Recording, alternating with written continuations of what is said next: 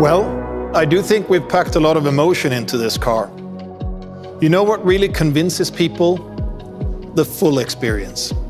Feeling it, sensing it, driving, as well as being driven in a Maybach is unparalleled.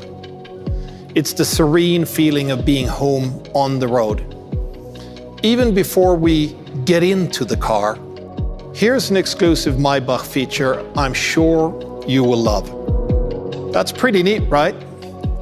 For the first time ever, we've got comfort doors that can open automatically, controlled from the driver's seat or with this key here. Of course, the car makes sure it's safe for other road users before opening its doors.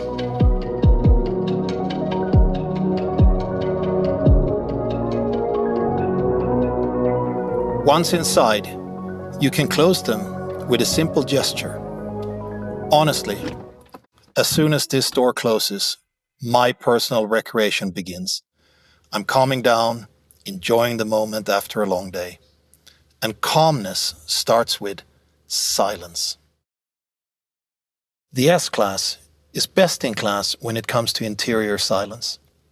And the Maybach S Class again goes that one step further with active driving noise compensation.